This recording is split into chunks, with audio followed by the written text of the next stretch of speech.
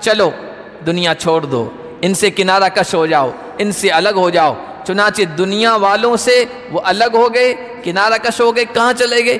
جنگلوں میں چلے گئے، بیابانوں میں چلے گئے، پہاڑوں پہ چلے گئے، اور وہاں اپنی کٹیا بنا لی، اپنی جگہ بنا لی، وہاں چلہ بنا لیا، وہاں چلہ کشی کرنے لگ گئے، عبادت کرنے لگے، تپسیا کرنے لگے، ریاضت کرنے لگے، دنیا سے کنارہ کشی اختیار کر لی۔ یہ جو الگ ہوئے تھے نا، یہ اصل اللہ کے ڈر سے، کہ بھائی یہ تو مانتے نہیں نا، ہم تو اللہ کے سامنے ہم کو جانا ہے، اپنا دین تو بچانا ہے، اس وجہ سے انہوں نے ترک دنیا کر لی، دنیا کو چھوڑ دیا۔ لیکن اللہ کیا فرما رہے ہیں؟ رہبانیتا، ہم نے ان کو نہیں کہا تھا کہ اس طرح دنیا کو چھوڑ دو، یہ انہوں نے اپنے اوپر لاگو کر لی تھی، اور پھر ان کا ذہن یہ بن گیا تھا، بعد میں آنے والوں کا آج بھی ہے کہ جب تک ہم دنیا کی لذتوں، دنیا کی لذیذ غذاؤں، دنیا کے بہترین لباس کو، دنیا کے کاروبار کو، دنیا کے کارخانوں کو، دنیا کے لوگوں کو نہیں چھوڑیں گے تو مکتی نہیں ملے گی، نجات نہیں پائیں گے، اللہ کو نہیں پائیں گے، اللہ کو راضی نہیں کر سکیں گے۔ یہ انہوں نے ایک تصور بنا لیا۔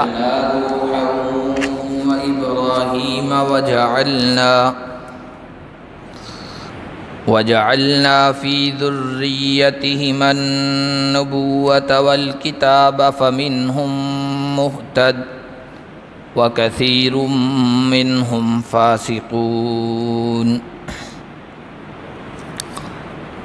آج کے درس کا آغاز اللہ کے فضل و کرم سے سورۃ الحدید کی آیت نمبر 26 سے کر رہے ہیں۔ اللہ تعالیٰ نے ارشاد فرمایا کہ ہم نے نوح کو اور ابراہیم کو بھیجا۔ اس سے پہلے درس میں جو آخری آیت آئی تھی اس میں اللہ نے ارشاد فرمایا تھا کہ وَلَقَدْ أَرْسَلْنَا رُسُلَنَا بِالْبَيِّنَاتِ، انسانوں کی ہدایت اور رہنمائی کے لیے ہم نے واضح دلائل اور ہدایات کے ساتھ رسول بھیجے تھے۔ انہی رسولوں میں سے اللہ فرما رہے ہیں نوح اور ابراہیم بھی تھے۔ حضرت نوح اور حضرت ابراہیم کا ذکر اس لیے کیا کہ یہ اولو العزم رسولوں میں سے ہیں، جو بڑے جلیل القدر، بڑے رتبے والے ہیں، ان میں سے ہیں۔ حضرت آدم علیہ السلام کے بعد جو شرک شروع ہوا ہے وہ حضرت نوح علیہ السلام کی قوم سے ہوا ہے، اس لیے صاحب شریعت پیغمبر حضرت نوح علیہ السلام ہیں، اور اللہ تعالیٰ نے ان کی جو خدمات ہیں، ان کی جو کوششیں ہیں، قوم کو سمجھانے کی جو فکر، اور پھر دعوت ایمان کے سلسلے میں انہوں نے جو اذیتیں، مشقتیں اٹھائی، اس کا ذکر کرنے کے لیے پوری ایک سورۃ النوح کے عنوان سے، نام سے نازل فرمائی ہے، جس کو ہم 29ویں پارے میں انشاءاللہ پڑھیں گے۔ اور حضرت ابراہیم علیہ السلام، زیادہ تر جو پیغمبر، نبی اور رسول آئے ہیں وہ دراصل انہی دونوں پیغمبروں کی نسل سے، ان کی ذریت سے۔ حضرت ابراہیم علیہ السلام کا ذکر بھی اللہ نے مختلف صورتوں میں کیا ہے، اور ایک خاص سورت ابراہیم کے نام سے بھی نازل فرمائی ہے۔ وَجَعَلْنَا فِي ذُرِّيَّتِهِمَا النُّبُوَّةَ وَالْكِتَابَ، اور ہم نے ان دونوں کی ذریت میں، ان دونوں کی نسل میں نبوت رکھی اور کتاب رکھی۔ حضرت ابراہیم علیہ السلام کو ابو الانبیاء کہا جاتا ہے، اور حضرت نوح علیہ السلام کو آدم ثانی کہا جاتا ہے، دوسرے آدم، اس لیے کہ کفر اور شرک کے نتیجے میں جب ان کی قوم پر طوفان کی شکل میں اللہ کا عذاب آیا تو پوری قوم تباہ کر دی گئی، غرق کر دی گئی۔ آپ کے جو بیٹے تھے 3، حام، سام، یافث، جو آپ پر ایمان رکھتے تھے، بعد میں جو نسل چلی ہے، آگے انسانیت کی ذریت چلی ہے، وہ انہی بیٹوں کی نسل میں سے تھے، ان کی اولاد میں سے تھے، اور جو بھی پیغمبر آئے وہ ان کی اولاد میں سے تھے۔ اس کے بعد حضرت ابراہیم علیہ السلام آئے۔ قرآن کہتا ہے وَإِنَّ مِن شِيعَتِهِ لَإِبْرَاهِيمَ، 23ویں پارے میں سورۃ الصافات میں حضرت نوح کا تذکرہ کیا، حضرت نوح کا ذکر کرنے کے بعد کہا کہ نوح ہی کے گروہ میں سے، ان کی جماعت میں سے ابراہیم بھی ہیں۔ پھر حضرت ابراہیم علیہ السلام کے بیٹے اسحاق ہیں اور اسماعیل ہیں۔ اسحاق کے بیٹے حضرت یعقوب علیہ السلام ہیں۔ حضرت یعقوب ہی کا لقب اسرائیل تھا، اور حضرت یعقوب کی جو اولاد تھی 12، پھر انہی اولاد میں آگے نبوت اور رسالت کا سلسلہ چلا ہے، اور حضرت اسماعیل علیہ السلام کی نسل میں پھر آخری نبیوں کے سردار محمد الرسول اللہ صلی اللہ علیہ وسلم تشریف لے آئے ہیں۔ تو بنی اسرائیل، انبیاء بنی اسرائیل کہا جاتا ہے، یہ حضرت یعقوب کی اولاد ہیں، اور حضرت یعقوب بھی یوں کہیے کہ حضرت ابراہیم کے پوتے ہیں، انہی کی نسل میں سے۔ تو ان کی نسل میں، ان کی ذریت میں نبی آئے، رسول آئے، اللہ کے پیغمبر آئے، شریعتیں اتری، آسمانی کتابیں نازل ہوئی، یہاں تک کہ کہتے ہیں تقریباً 1,00,000 نبی بنی اسرائیل میں آئے۔ اور یہ جو عیسائیوں نے عہد قدیم کتاب جمع کی ہے، اس میں 100 صحیفوں کا ذکر ہے جو بنی اسرائیل کے نبیوں پر آئے تھے، صحف ابراہیم و موسیٰ، حضرت ابراہیم، موسیٰ اور دوسرے نبیوں پر جو صحیفے نازل ہوئے اللہ کے، 100 صحیفوں کا ذکر ہے۔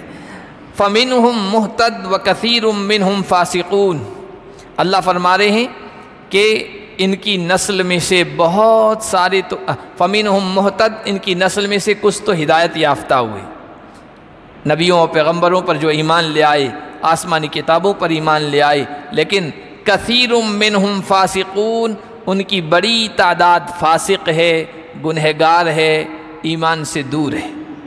اس زمانے میں بھی جبکہ بنی اسرائیل میں پے در پے مسلسل رسول اور پیغمبر آتے رہے، بڑی تعداد اللہ کے نافرمانوں کی رہی ہے، اور آج بھی آپ دیکھیے دنیا کی اس آبادی میں، انسانوں کی اس آبادی میں اگر 4 ارب لوگ ہیں تو 1 ارب مسلمان ہیں، باقی 3 ارب وہ کافر ہیں، مشرک ہیں، گناہوں میں مبتلا ہیں، دین سے دور ہیں، ایمان سے دور ہیں، اور 1 ارب مسلمان ہیں تو مسلمانوں کی بھی حالت پتلی ہے۔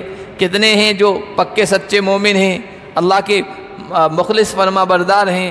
اکثر کی تعداد ہمیشہ کثیر منہم فاسقون، فاسقوں کی رہی ہے، گنہگاروں کی رہی ہے، شرک اور کفر میں مبتلا لوگوں کی رہی ہے۔ ثم قفینا علی آثارہم برسلنا وقفینا بعیسی ابن مریم وآتیناہ الانجیل، پھر ہم نے ان کے نقش قدم پر ان کے بعد ابراہیم اور نوح اور ابراہیم کے بعد اپنے رسول بھیجے۔ قرآن کریم میں تقریباً 25 نبیوں کا ذکر آیا ہے جن کا نام لیا گیا ہے۔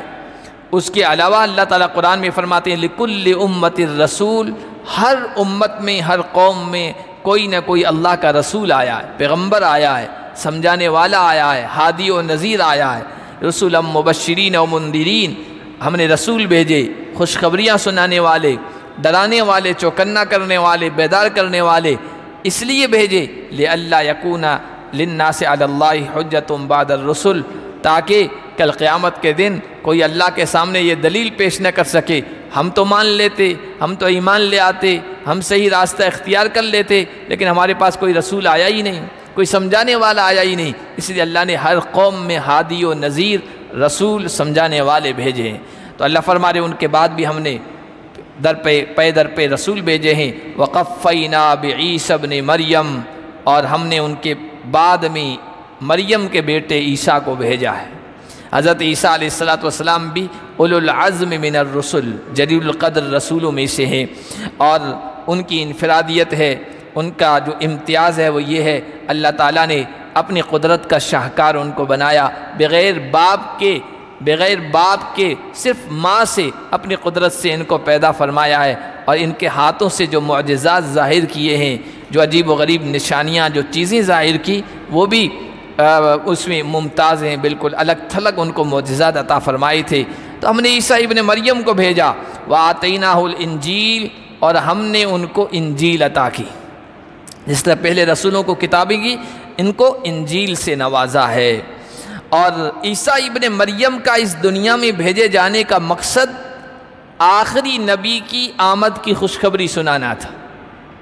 ان کے فریضے میں، ان کی ڈیوٹی میں، ان کی ذمہ داری میں یہ بات شامل تھی کہ میں تمہیں نبی اور رسول بنا کے بھیج رہا ہوں، تمہیں اللہ کے بندوں کو میرے بندوں کو میری طرف بلانا ہے، اور ساتھ میں ان کو یہ بھی بتانا ہے میں آخری نبی نہیں ہوں، آخری نبی اور آئے گا۔ سورۃ الصف میں ہم پڑھیں گے، اب 28واں پارہ، بس اگلا جو درس ہوگا وہ 28واں پارے سے شروع ہوگا۔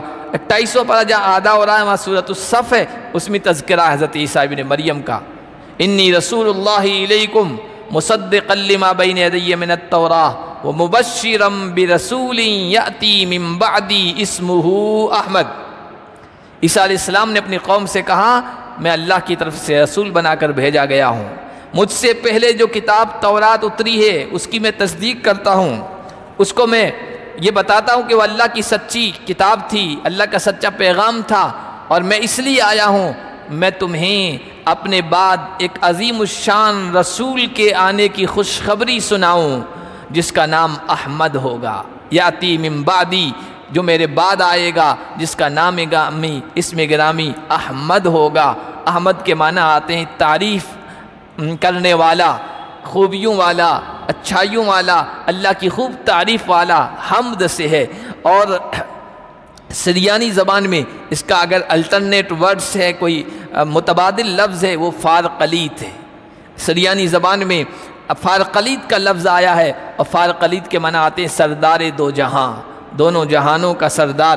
جو ان کی کتاب میں جو لفظ آیا تھا وہ فارقلیت کا آیا تھا، جو انہوں نے عیسائیوں نے اپنی کتاب سے نکال دیا۔ اللہ کے نبی صلی اللہ علیہ وسلم کے بارے میں چونکہ پیشین گوئی تھی، بتایا گیا تھا، اس وجہ سے اس کے لفظ کو ہی ہٹا دیا، نکال دیا گیا، لیکن بہرحال ان کے نسخوں میں موجود تھا۔ تو فارقلیت اور احمد تقریباً ایک معنی میں ہے، اور انجیل کے معنی ہی بتاتے ہیں مفسرین کرام، انجیل کے معنی ہی ہے خوشخبری سنانا، خوشخبری۔ تو ہم نے ان کو انجیل عطا کی، وَجَعَلْنَا فِي قُلُوبِ الَّذِينَ اتَّبَعُوهُ رَأْفَةً وَرَحْمَةً، اور ہم نے ان لوگوں کے دلوں میں جنہوں نے عیسیٰ کی پیروی کی نرمی ڈال دی، رحم اور شفقت ڈال دیا۔ یہ حضرت عیسیٰ علیہ السلام کے پیروکاروں، آپ پر ایمان لانے والوں کی خاص خصوصیت تھی، جو واقعی سچے عیسائی تھے، واقعی سچے عیسائی تھے، حضرت عیسیٰ علیہ السلام کی بات ماننے والے تھے۔ ان کے دلوں میں ہم نے شفقت ڈال دی، مہربانی ڈال دی، نرمی ڈال دی، وہ خلق خدا پر شفقت کرنے والے تھے۔ وَرَهْبَانِيَّةً ابْتَدَعُوهَا مَا كَتَبْنَاهَا عَلَيْهِمْ، اور رہبانیت، ترک دنیا، جس کو انہوں نے ایجاد کر لیا تھا، ایک نئی چیز ایجاد کر لی تھی، نئی چیز اپنا لی تھی۔ ابتدعوها بدعت کا لفظ ہے اسی سے، جو انہوں نے نئے طریقے پر گھڑ لی تھی، بنا لی تھی، ہم نے ان پر فرض نہیں کی تھی، لیکن انہوں نے اس لیے اختیار کی تھی کہ الا ابتغاء رضوان اللہ، اللہ کی رضا کو چاہنے کے لیے، اللہ کو خوش کرنے کے لیے۔ فما رعوا حق رعایتها، لیکن انہوں نے اس کا حق ادا نہیں کیا، اس کی رعایت نہیں کی، اس کا لحاظ نہیں کیا۔ یہ رہبانیت کیا معنی ہے؟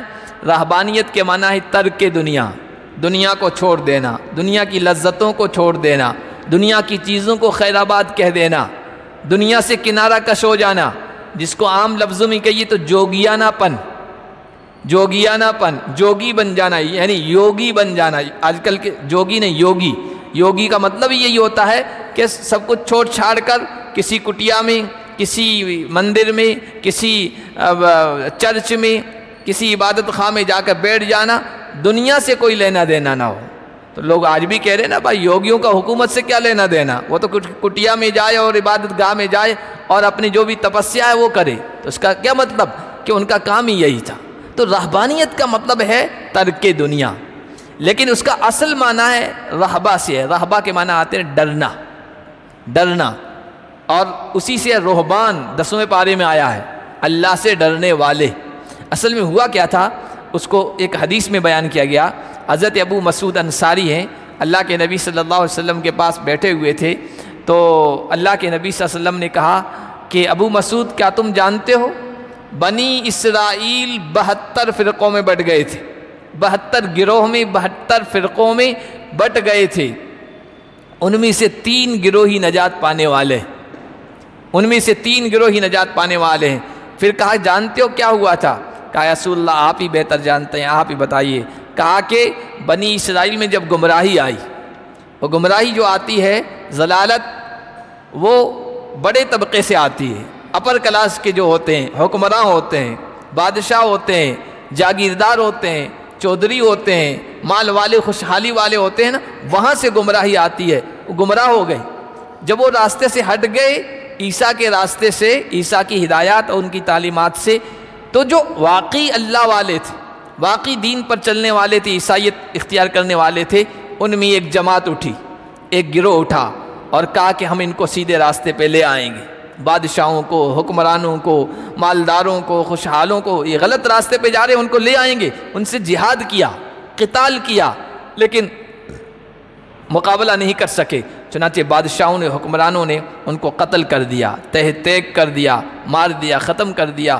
پھر جو باقی بچے تھے ان میں سے ایک اور گروہ کھڑا ہوا، لیکن وہ لڑنے کی سکت نہیں رکھتا تھا، لڑنے کی طاقت نہیں رکھتا تھا۔ اس گروہ نے اس بڑے طبقے کو اللہ کی طرف بلایا، زبان کے ذریعے سے، دعوت کے ذریعے سے، بول کے ذریعے سے، کلمات کے ذریعے سے، لیکن بنی اسرائیل کے لوگ باز نہ آئے۔ انہوں نے اللہ کے ان بیچارے دین کی طرف بلانے والوں پر اذیتیں، تکلیفوں کے پہاڑ توڑے، پریشان کیا، بہت ساروں کو آروں سے چیر دیا، بہت ساروں کو قتل کر دیا، طرح طرح کی اذیتوں میں مبتلا کیا۔ وہ گروہ بھی تکلیفیں برداشت کرتے ہوئے اللہ کے یہاں چلا گیا، وہ بھی نجات یافتہ ہے۔ تیسرا جو گروہ تھا، تیسرا گروہ وہ تھا کہ نہ وہ لڑ سکا ان سے، گمراہ لوگوں سے، اور نہ زبان سے کچھ کہہ سکا، لیکن انہوں نے سوچا کہ ہم اپنے دین کی تو حفاظت کر لیں، ہم اپنے ایمان کی تو حفاظت کر لیں، ان کے درمیان نہ ہمارے دین کی نہ ایمان کی حفاظت ہو سکتی ہے۔ انہوں نے کیا کیا؟ چلو دنیا چھوڑ دو، ان سے کنارہ کش ہو جاؤ، ان سے الگ ہو جاؤ۔ چنانچہ دنیا والوں سے وہ الگ ہو گئے، کنارہ کش ہو گئے۔ کہاں چلے گئے؟ جنگلوں میں چلے گئے، بیابانوں میں چلے گئے، پہاڑوں پہ چلے گئے، اور وہاں اپنی کٹیا بنا لی، اپنی جگہ بنا لی، وہاں چلہ بنا لیا، وہاں چلہ کشی کرنے لگ گئے، عبادت کرنے لگے، تپسیا کرنے لگے، ریاضت کرنے لگے، دنیا سے کنارہ کشی اختیار کر لی۔ یہ جو الگ ہوئے تھے نا، یہ اصل اللہ کے ڈر سے، کہ بھائی یہ تو مانتے نہیں نا، ہم تو اللہ کے سامنے ہم کو جانا ہے، اپنا دین تو بچانا ہے، اس وجہ سے انہوں نے ترک دنیا کر لی، دنیا کو چھوڑ دیا۔ لیکن اللہ کیا فرما رہے ہیں؟ رہبانیتا، ہم نے ان کو نہیں کہا تھا کہ اس طرح دنیا کو چھوڑ دو، یہ انہوں نے اپنے اوپر لاگو کر لی تھی، اور پھر ان کا ذہن یہ بن گیا تھا، بعد میں آنے والوں کا آج بھی ہے، کہ جب تک ہم دنیا کی لذتوں، دنیا کی لذیذ غذاؤں، دنیا کے بہترین لباس کو، دنیا کے کاروبار کو، دنیا کے کارخانوں کو، دنیا کے لوگوں کو نہیں چھوڑیں گے تو مکتی نہیں ملے گی، نجات نہیں پائیں گے، اللہ کو نہیں پائیں گے، اللہ کو راضی نہیں کر سکیں گے۔ یہ انہوں نے ایک تصور بنا لیا، ایک اپنے ہاں ایک چیز بنا لی، اور وہ انہوں نے اپنے اوپر لاگو کر لیا۔ ہم نے فرض نہیں کیا تھا، ہم نے نہیں کہا تھا کہ تم اس طرح کر لو۔ چنانچہ آج دیکھیے جتنے بھی بگڑے ہوئے دین ہیں ان میں رہبانیت ہے، چاہے عیسائی ہو، چاہے یہودی ہو، چاہے یہاں ہمارے یہاں ہندوستان میں دیکھ لیں کہ بھائی دین کی خدمت کرنی ہے تو سب چیزوں کو خیرآباد کہنا پڑے گا، چھوڑنا پڑے گا، بھکشو بن جانا پڑے گا، اور یوگی بن جانا پڑے گا، یہ سب یہی ہے۔ یہ سب وہ بگڑی ہوئی شکلیں ہیں رہبانیت کی، جس کا ترجمہ کرتے ہیں ترک دنیا یا جوگیانہ پن، جوگیوں کی طرح رہ جانا، لیکن اس کی رعایت نہیں کر سکے۔ گئے تھے کس مقصد سے؟ دنیا کو چھوڑنا ہے، اللہ کو راضی کرنا ہے، لیکن وہاں پر رہ کر، چونکہ ان میں مرد بھی تھے، ان میں عورتیں بھی تھیں، آج بھی ہے، بھائی جس کو دین کی خدمت کرنا ہے، دھرم کی خدمت کرنا ہے، تو پھر کیا کرنا پڑے گا؟ سب چیزوں کو چھوڑ دو۔ اب عیسائی ہیں، ان کے پادری ہیں، شادی نہیں کرتے، دنیا سے ان کو کوئی لینا دینا نہیں، کاروبار کچھ نہیں۔ اسی طرح جینیوں میں دیکھ لو، ہندوؤں میں دیکھ لو، تو اصل یہ چیز تھی کہ بھائی ان سب چیزوں سے ہٹ جاؤ، اگر اوپر والے کو پانا ہے، اوپر والے کو خوش کرنا ہے۔ اور اگر کوئی پانا چاہتا ہے، بڑا کاروباری ہے، اخبارات میں آتا رہتا ہے نا، چونکہ جینی کاروبار میں زیادہ ہیں، ان کی زیادہ خبریں آتی ہے کہ بنگلور کے کوئی بڑا مالدار تھا اور بہت پیسے والا تھا، اس کا بیٹا بھکشو بن گیا اور اس نے کہا کہ اپنے کاروبار کو، اپنے باپ کے کاروبار کو چھوڑ دیا اور وہ بن گیا جو ان کے بنتے ہیں دین کی، دھرم کی تبلیغ کرنے والے، سب کچھ چھوڑ دیا۔ تو یہ اس کو کہتے ہیں رہبانیت۔ حضور نے فرمایا ہمارے دین میں رہبانیت نہیں ہے، دنیا کو چھوڑنا نہیں ہے، یہ رہبانیت تھی جو انہوں نے اپنے اوپر گھڑ لی تھی، ہم نے ان پر فرض نہیں کی تھی۔ ان کا مقصد تو ٹھیک تھا کہ اللہ کو راضی کرنا، اپنے دین کو بچانا ہے، لیکن اس کی رعایت نہیں کر سکے، لحاظ نہیں کر سکے۔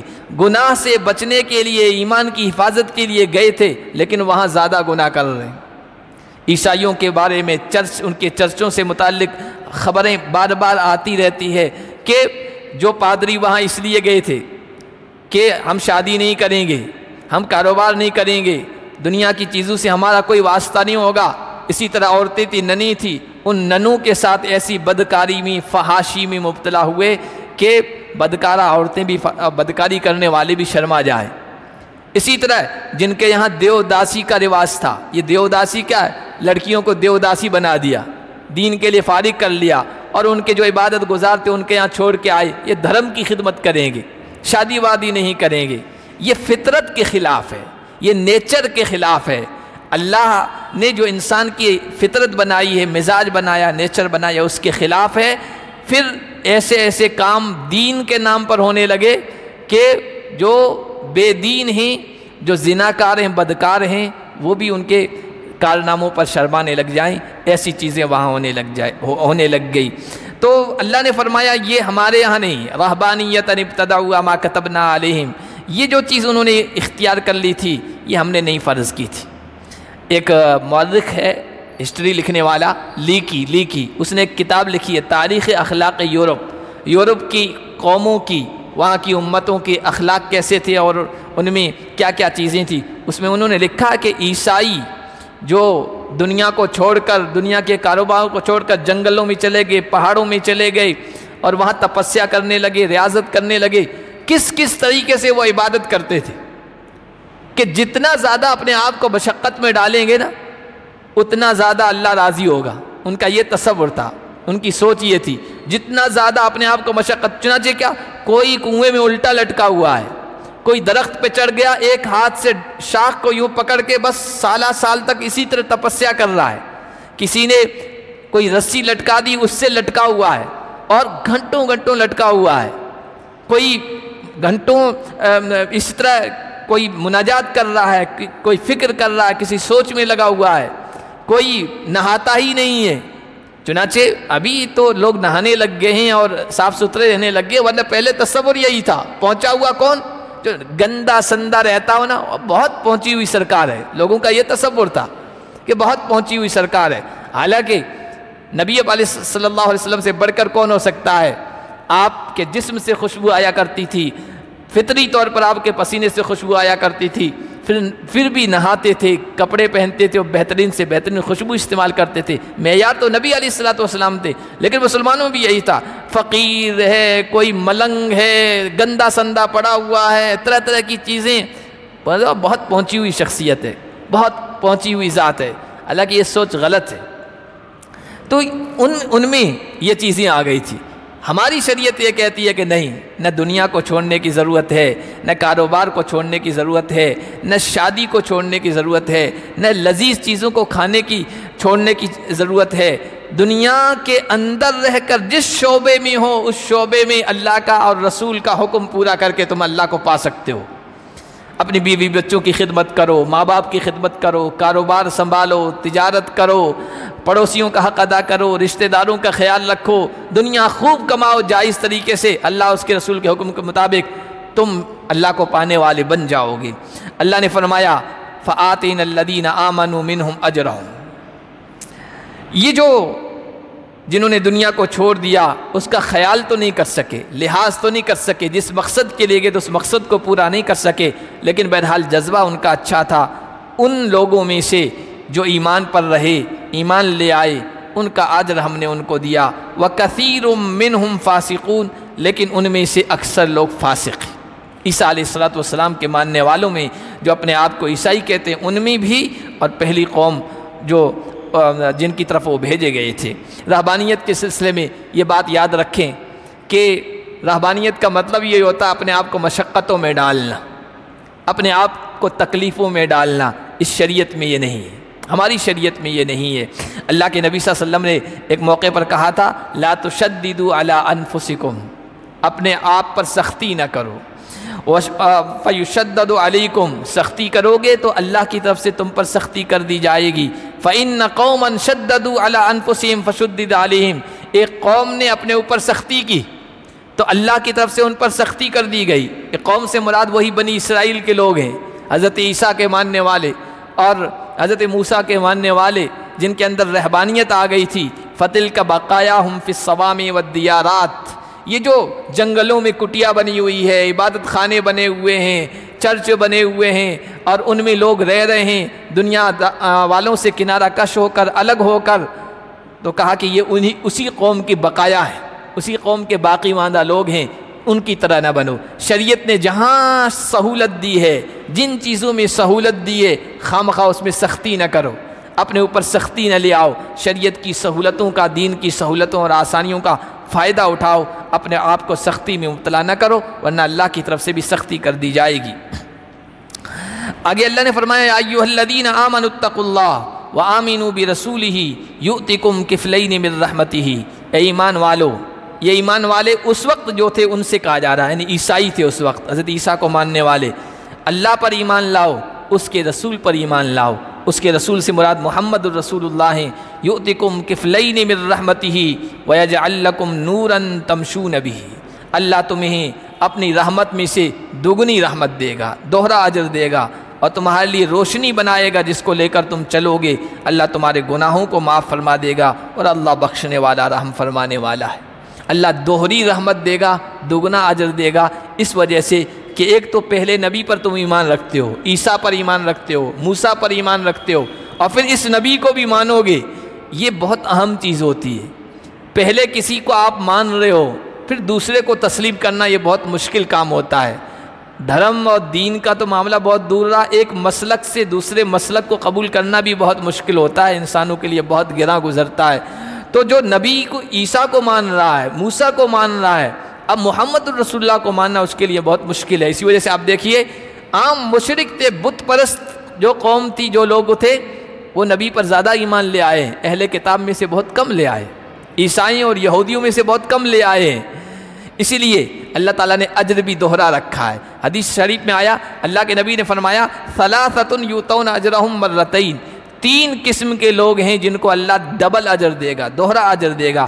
رجل من اہل الکتاب آمن بنبیہ وآمن بی فلہ اجران، ایک اہل کتاب میں سے پہلے کسی نبی کو مانتا تھا اور مجھ پر بھی ایمان لے آیا ہے، تو اپنے نبی پر ایمان لانے کا بھی اجر، مجھ پر بھی ایمان لانے کا اجر، دوہرا اجر ملے گا۔ دوسرا فرمایا عبد مملوک ادى حق اللہ وحق موالی، غلام ہے، غلام ہے، وہ اپنے آقا کا حق ادا کرتا ہے، آقا کی ذمہ داریاں ڈیوٹیاں بھی ادا کرتا ہے، اور اللہ کا بھی حق ادا کرتا ہے، نماز پڑھتا ہے، روزے رکھتا ہے، یہ حق بھی ادا کر رہا ہے، اس کو بھی دوہرا اجر ہے، دوہری مشقت اٹھا رہا ہے۔ تیسرا فرمایا رجل ادب امتہ، پہلے باندیوں کا رواج تھا، ایک آدمی کے پاس باندی تھی، باندیوں کو کون سکھاتا ہے علم، لیکن اس نے اس کو علم سکھایا، اس کو ادب سکھایا، اچھی طرح سے تعلیم دی، پھر اس باندی کو آزاد بھی کر دیا۔ باندیوں سے شادی کون کرتا ہے، لیکن آزاد کر دینے کے بعد اس سے شادی بھی کر لی، اللہ فرما رہے اس کو بھی ڈبل اجر ملے گا۔ یہ تین لوگ ہیں جن کو دوہرا اجر ملے گا۔ یہاں اہل کتاب کو کہا جو پہلے نبی پر ایمان رکھتے تھے اور پھر رسول اللہ پر بھی ایمان لے آئے، تو کہا کہ ایک تو ڈبل رحمت دے گا، ڈبل اجر دے گا، دوسرا نور بنائے گا، ایمان کا نور جو کام آئے گا دنیا کے اندر بھی، قبر میں بھی، پل صراط پر بھی، اور تیسرا فرمایا اللہ تمہارے گناہوں کو بھی بخش دے گا۔ لِأَلَّا يَعْلَمَ أَهْلُ الْكِتَابِ أَلَّا يَقْدِرُونَ عَلَى شَيْءٍ مِّن فَضْلِ اللَّهِ، یہ ہم اس لیے کہہ رہے ہیں کہ اس نبی پر ایمان لے آؤ تاکہ اہل کتاب یہ جان لیں وہ اللہ کے فضل میں سے، اللہ کی مہربانی میں سے کسی چیز پر قدرت نہیں رکھتے۔ اصل میں اہل کتاب بنی اسرائیل وہ یہ مانتے تھے کہ نبوت رسالت ہماری جاگیر ہے، آسمانی کتابیں ہم ہی میں اترنی چاہیے، اب کوئی اور نبی نہیں بننا چاہیے۔ اسحاق کی اولاد میں سے اب تک نبی آئے تھے، ہم نے بتایا 1,00,000 سے زیادہ نبی آئے ہیں، اسحاق کی اولاد میں سے آئے، اب آخری نبی جو آئے محمد الرسول اللہ وہ اسماعیل کی اولاد میں سے آئے، اب جب اسماعیل کی اولاد میں سے یہ آخری نبی آئے نا تو اہل کتاب بنی اسرائیل جل بھن گئے حسد کی وجہ سے، جلن کی وجہ سے کہ ان میں نبی کیوں آیا، رسول کیوں آیا، حالانکہ ان سے پہلے جب مشرکوں سے ان کی لڑائی ہوتی تھی تو کہتے تھے آخری نبی آنے والا ہے، تم کو دیکھ لیں گے، ہم ان کے ساتھ ہوں گے اور تم پر غالب آئیں گے اور ہمیں فتح ملے گی، پہلے پارے میں اس کا ذکر ہے۔ لیکن جب آخری نبی وہ سوچ رہے تھے اسحاق میں سے آئے گا، بنی اسماعیل میں سے آ گیا، اسماعیل کی اولاد میں سے آ گیا، تو حسد کی وجہ سے، جلن کی وجہ سے ماننے کے لیے تیار نہیں ہوئے۔ تو اللہ نے فرمایا تم اپنی جاگیر سمجھ رہے ہو نبوت کو، رسالت کو، کہ ہم میں سے باہر نہیں جانی چاہیے؟ ہم آخری نبی پر ایمان لانے کا اس لیے کہہ رہے ہیں تاکہ اہل کتاب یہ جان لیں وہ اللہ کے فضل میں سے کسی چیز پر بھی قدرت نہیں رکھتے ہیں۔ وَأَنَّ الْفَضْلَ بِيَدِ اللَّهِ، فضل، نبوت یہ اللہ کی مہربانی ہے، یہ اللہ کے ہاتھ میں ہے، اللہ نے کسی کو نہیں دیا کہ وہ تقسیم کرتے پھریں کہ ہمارے خاندان ہی میں رہے گی۔ یُؤْتِیہِ مَن یشاء، اللہ جسے چاہتا ہے عطا کرتا ہے۔ اب تک تمہارے درمیان آئی ہے، نبوت رہی ہے، کتاب رہی ہے، اب اسماعیل کی اولاد کی طرف ہم نے اس کو منتقل کر دیا ہے۔ واللہ ذو الفضل العظیم، اور اللہ بڑی مہربانی والا ہے، بڑے فضل والا ہے، جس کو چاہتا ہے نوازتا ہے، اور جب نوازنے پہ آ جائے تو اس کے فضل و مہربانی میں کوئی کمی واقع نہیں ہوتی ہے اور نہ اس کو کوئی روک سکتا ہے۔ الحمدللہ 27واں پارہ مکمل ہو گیا ہے۔ اگلا جو درس ہوگا وہ انشاءاللہ 28ویں پارے کے آغاز سے ہوگا۔ اللہ پاک ہم سب کو ایمان کا نور، ایمان کی روشنی عطا فرمائے۔ سبحان اللہ و بحمدہ، سبحانک اللہ۔